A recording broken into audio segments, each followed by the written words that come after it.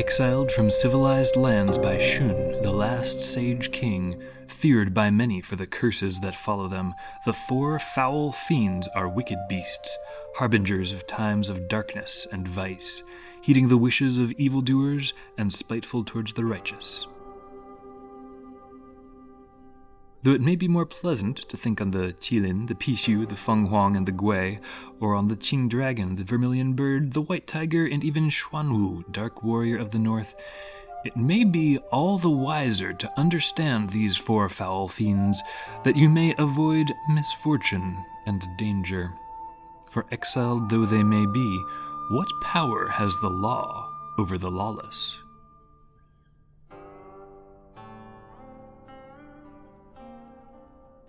Join me, Jaer Christie, as I explore the hidden legends that shape the world on the Mythographist, Myths of Mainland China. This week, we come face to face with four creatures with evil reputations: the taotie, the qiongqi, the hundun, and the taowu. The taotie. The savage taotie is the subject of much debate and concern among those who know of it. It lives at the borders of the known world and is feared for its keen appetite and unquenchable hunger. A frontier town that finds itself in the path of a taotie is not likely to be found by the next passing traveler. One taotie is more than enough, but they are rumored by some to move in packs. Their lust to consume cuts swaths of ruin across the land. A taotie is the size of an ox, but much more nimble, boasting long, strong legs with which it leaps over long distances and attacks unwary prey. Likewise, its silhouette resembles an ox from the front, but what might be horns protruding from its head in truth hold its eyes. Warriors from ancient times have made heavy metal masks that imitate this imposing shape. Its mouth is massive, opening to nearly the diameter of its entire body. Its hide is so strong that no spear can pierce it. The taotie feeds on anything living or once living, and a sated taotie has never been observed. Where did such a beast come from? There are many stories that seek to tell. Some hold the great emperor Huangdi responsible for its creation. They say that when the Yellow Emperor had finally defeated the warrior Churyo, his greatest foe, Huangdi knew that Churyo was a threat even in death. So Huangdi sought the head of his adversary, and when his advisor Yinglong delivered it, Huangdi ordered the body of Churyo to be buried in one corner of the world and his head in another. But even still, Churyo's rage was not quenched, and when a great red comet streaked across the sky, his disembodied head awakened.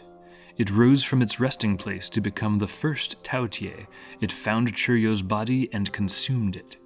And when it had done so, the taotie set off across the lands to carry out its endless rampage. There are, of course, some who say that this is preposterous. Their tale is that the taotie was the fifth born of the dragon's 9 sons, but unlike his brothers, the taotie pursued his own hunger and grew into a monster. This can still be seen on some lists of the dragon's sons, which still count the taotie among them. From wherever it may have come, the taotie has yet one more aspect which all men fear, for it is as cruel as only man himself is. Though its fame comes from its hunger, the taotie treats its victims with great brutality. The one it catches, surely first it maims, even sometimes refraining from feeding, as if it hunts only for sport, despite its endless hunger.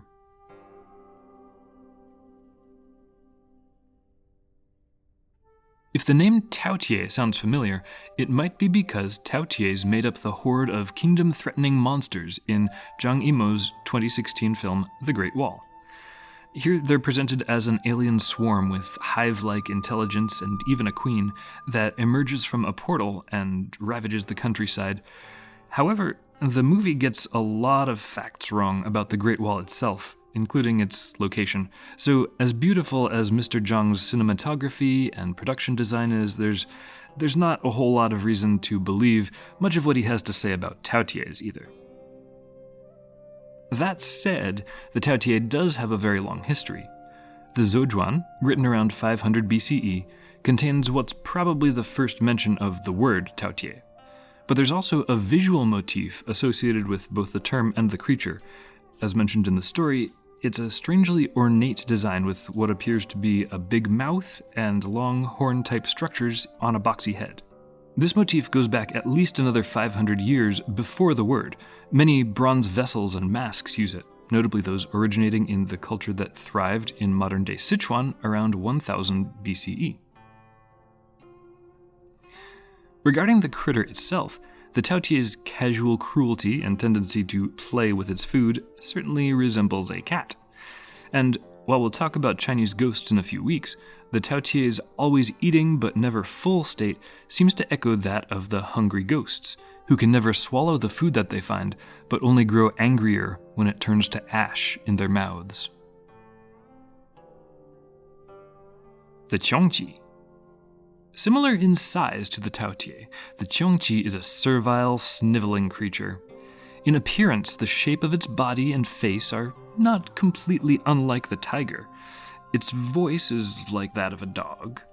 Its hide, however, is covered not with fur, but with sharp spines like those of a hedgehog. The qiongqi may often be found at the site of conflict. Though it is never an aggressor, it will use the two great wings upon its back to fly to any fight it may learn of, for it senses the wicked. Their acts are a sweet fragrance to the qiongqi's nostrils. So much does it relish the works of its vile companions that it will even bring wrongdoers fresh meat and savory food as a reward for their deeds. Those who do good, though, are repugnant to the qiongqi and a scourge to its senses. If it happens upon two people in a dispute, the odious beast will sniff out the person in the right. It will bite their nose in spite. And though it watches from the shadows, and though timid it may be to begin a fight, the qiongqi will not hesitate to consume a righteous man without a second thought, given the opportunity.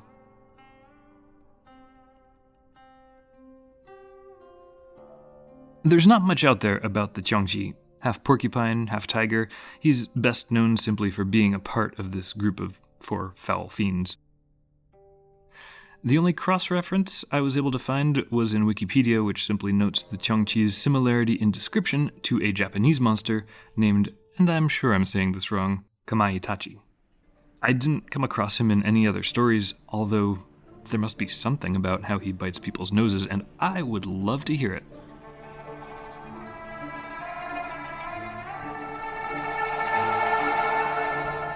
The hundun. Mystery swirls about the hundun, confusion is trapped within it.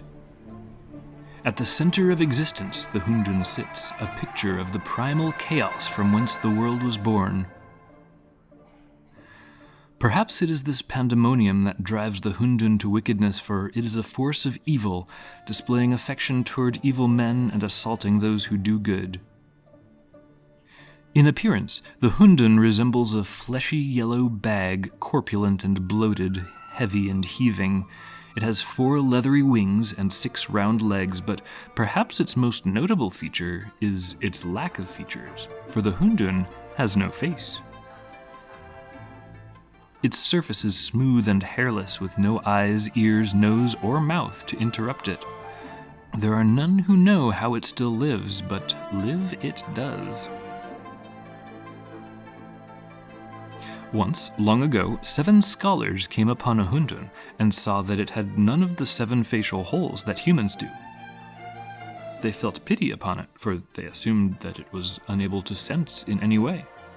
It only made sense that the strange beast had the same needs as all the other animals that walk upon the earth, and seeking to help it, one day the scholars cut a hole in its skin to be its mouth. The next day they returned, and finding its behavior unchanged, they poked a new hole to be an eye. Each day for a week, they returned to make a new hole in its skin.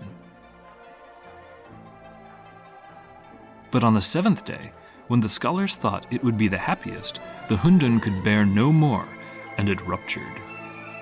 Its skin tore apart, and the chaos held within its body streamed out into the world, and the scholars were drowned in it for their foolishness. As for the intelligence of the hundun, this too is a mystery.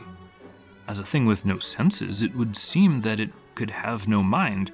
In fact, it often acts this way, without motivation or direction, and all its actions seem simple and confused.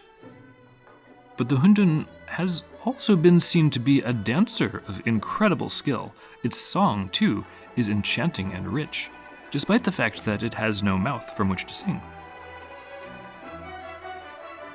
The torpid hundun is also capable of vast destruction, and often seems to act in kind with those who walk upon wicked paths. So who is to say whether or not this beast has powers of reason that we do not comprehend? In the beginning, Pangu was within the cosmic egg, which also swirled with the chaos of all things. Was this egg, in truth, a hundun, perhaps, and each hundun in our world a universe not yet formed, waiting to be born? Is all we see in our world nested inside another one, much larger? Or will a full-grown hundun who walks among us someday burst with another truth to fill up our own spaces? Such questions asked belie the real danger of the hundun and the true power of the potential within it. Okay, so this may be a list of evil creatures, but I love the hundun. Let me count the ways. First, he seems to be a philosophical argument incarnate. He represents, maybe embodies, contained chaos that holds unknown but vast potential, almost like Pandora's box. And the story of the philosophers here was also used by Taoists to show that the natural way of things is best. By interfering with it, the scholars corrupted the world and destroyed themselves. The hundun is mentioned in stories going back a very long time, and in modern stories as well. Western audiences might recognize him from his role as Morris in Marvel's Shang-Chi, although there he's raccoon-sized and has iridescent feathers. Also, the dancing, the singing, the babbling chaos that he's said to hold within, these all sound like Azathoth, the mad god at the center of H.P. Lovecraft's Cthulhu mythos. And last but certainly not least, although it's not the same written characters, hundun is almost the same pronunciation as the Mandarin word for dumplings in soup, which, of course, is where we get our word for them, wontons. So, eldritch elder god of terror and chaos, household pet of ineffable wisdom, tasty snack, all of the above, whatever, the hundun has my vote.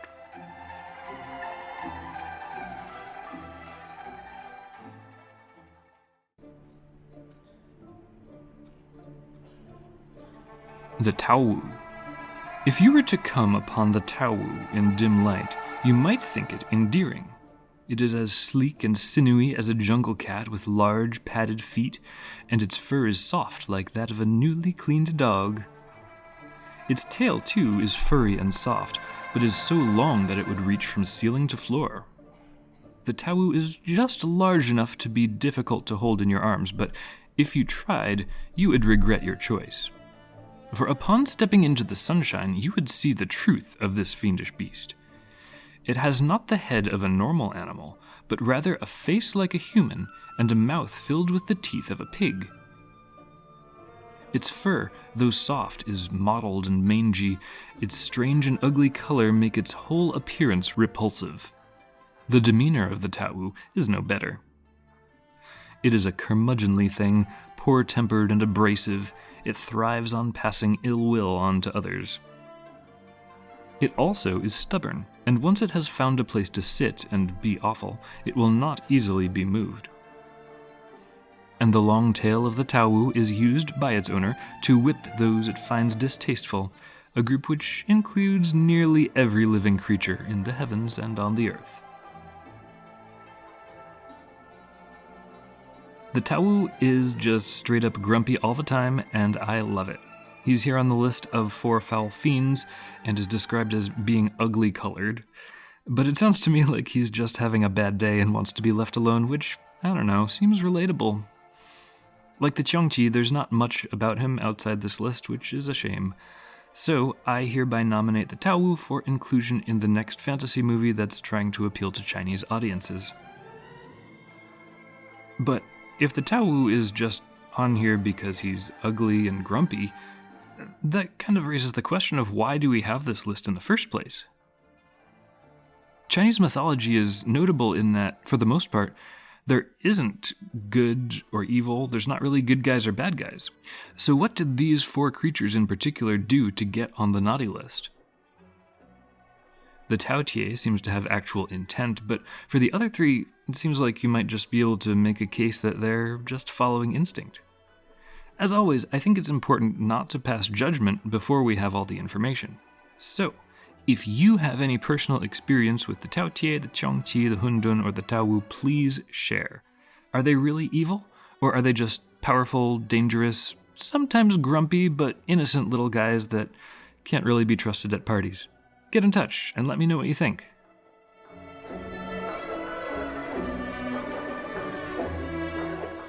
Thanks for listening. This episode of The Mythographist was written, narrated, and produced by me, Jaer Christie, with research by myself and Elena Tung, and music by the China National Orchestra. If you liked this episode, stick around, because there's lots more where this came from. Subscribe to get notified automatically when the Mythographist updates, and be sure to check out the rest of the episodes on your favorite podcast platform, or on YouTube. Finally, if there's a story that you grew up hearing that has shaped the way you see the world, I'd love to hear it. There are so many stories out there, and the more of them we hear, the more we'll understand each other. Remember, we can't learn if we don't listen. Thanks again for listening, and I'll see you next time on The Mythographist.